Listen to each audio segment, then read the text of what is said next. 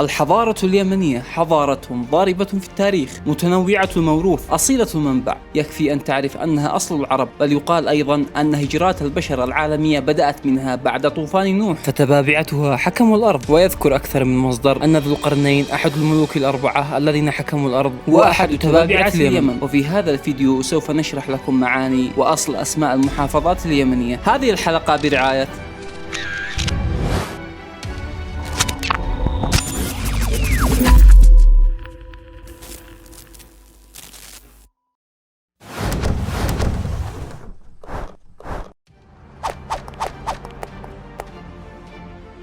نبدأ بأولى المحافظات، وهي من أعرق المدن، ويقول المؤرخين أنها أول مدينة بنيت في التاريخ، وبناها سام بن نوح بعد الطوفان، صنعاء. ويأتي اسمها من صنعاء لأنها كانت من أولى المراكز الصناعية في العالم، ولأنها كانت حصينة، وقد كان اسمها مدينة سام نسبة لسام بن نوح، ثم آزال، ثم صنعاء، وتحولت لصنعاء مع مرور الزمن. مأرب عراقة التاريخ والكتب لا تستطيع أن تصف كمية الأصالة والموروث الثقافي والحضاري لها، فيكفي أنها من أولى عواصم العالم في التاريخ، فقد كانت عاصمة لحضارتي سبأ وحمير العظام التي حكمت أجزاء كبيرة من العالم. وينسب اسم محافظة مأرب لمدينة مأرب القديمة عاصمة سبأ وحمير كما أسلفنا. عمران سميت عمران بهذا الاسم نسبة إلى مؤسسها الملك الحميري ذو عمران بن ذي مراثد بن ذي سحر، وورد ذكر مدينة عمران وقصرها في النقوش اليمنية. محافظة عدن أشار المؤرخ عبد الله محيزر إلى ما ورد في المعاجم اللغوية بمعنى كلمة عدن، فقد أعطتها معاني كثيرة شملت عدن بمعنى الإقامة، وتورد القواميس معنى آخر لعدن بأنها تعني ساحل البحر. أما المصادر التاريخية العربية تورد ما يلي: هي نسبة لعدن بن عدنان كما جاء عند أقدم المؤرخين كالطبري. عدن نسبة لشخص اسمه عدن كان أول من حبس بها عند المؤرخين، وهي أيضا نسبة إلى عدنان بن نقشان بن إبراهيم، وهي مشتقة من الفعل عدن أو من معدن الحديد. المهرة سميت بهذا الاسم نسبة لأول شخص سكنها، وهو مهرة ابن حيدان ابن عمرو بن بلحاف بن قضاعة، وعرفت باسمه لليوم. وكان قديما يطلق على قبائلها اسم قبائل محارب. محافظة إب سميت قديما بمدينة الثجة لكثرة سقوط الأمطار عليها، وهي تعني لغويا المرعى. ويرجع بعض الباحثين سبب التسمية إلى شهر أغسطس آب، نظرا لكثرة هطول الأمطار على المدينة في مثل هذا الشهر من كل عام. محافظة ذمار وترجع تسميتها إلى ذمار علي يهبر ملك سبأ وذي ريدان. محافظة حضرموت هناك اختلافات كثيرة عن سبب تسميتها، نقلا من كتاب معجم البلدان قيل سميت بحاضر ميت وهو أول من نزلها، ثم خفف الاسم بإسقاط الألف. قال ابن الكلبي اسم حضرموت في التوراة حاضر ميت. وقيل اسم حضرموت عمرو بن قيس بن معاوية بن جشم بن عبد شمس بن وائلة بن الغوث بن قطن بن عريب بن زهير بن الهميسع بن حمير بن سبأ. وقيل حضرموت اسمه عامر بن قحطان، وإنما سمي حضرموت لأنه كان إذا حضر حربا أكثر فيها من القتل. وتعرف بالأحقاف في القرآن الكريم، وبها قبر هود عليه السلام شبوة، وهو اسم يعني أرض الملح أو مدينة الملح. وسميت بهذا الاسم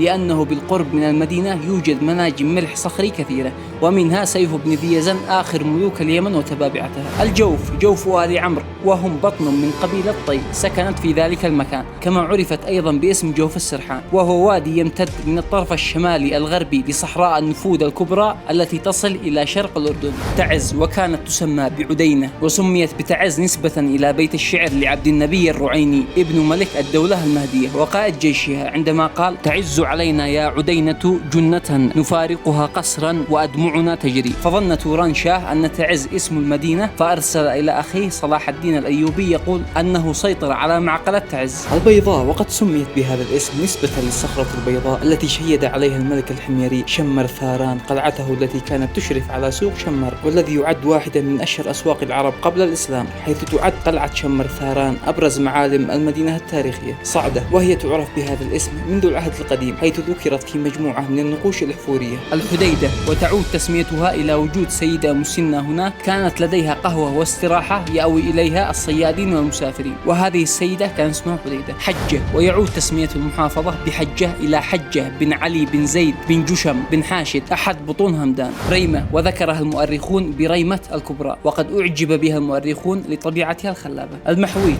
وهناك الكثير من المصادر التي اختلفت على سبب التسمية، والكثير أجمعوا أن سبب تسميتها لأنها تحتوي في أرجائها على المياه من غيور محيول وينابيع، حيث محويت تعادل اللفظ ماء حوت، أي تحوي مياه عذبة ووفيرة. أبين، ويقال أنها تنسب إلى أبين بن الهميسع بن حمير، ورأي آخر يقول أنها تنسب إلى أبين بن زهير بن الهميسع، وأبين مشتق من البيان أي الوضوح. لحج، وتنسب لشخص حميري مشهور اسمه لحج بن وائل بن الغوث بن قطن بن عريب بن الهميسع بن حمير بن سبأ. الضالع، يقول بعض المؤرخين أنها سميت بالضالع في مطلع القرن العشرين لأنها تقع بين 3 أضلاع جبلية. سقطرى، الجزيرة الساحرة، وقد كانت أهم مراكز تجارة وزراعة البخور والند واللبان، الذي كان له أهمية كبيرة في التاريخ القديم لاستخدامهم في المعابد. واسم سقطرى يعني الأرض المقدسة في اللغة اليمنية القديمة التي اشتقت منها اللغة العربية، ويرجع البعض تسميتها إلى اللغة السنسكريتية وهو سكهادرا، وتعني أرض السعادة. ويقول المؤرخين أنه تحريف أو أنه مأخوذ من الاسم في لغة النقوش اليمنية القديمة. كان هذا كل شيء. اليمن أصل العرب، وعليك كيمني أو كعربي مشاركته، فمن يعرف قد يكون جدك يمني وهاجر قبل آلاف السنين أو حتى مئات السنين. اشتراك، لايك، حسابنا في الانستغرام تحت، وللداعمين حسابنا في باتريون تحت. شكرا لكم.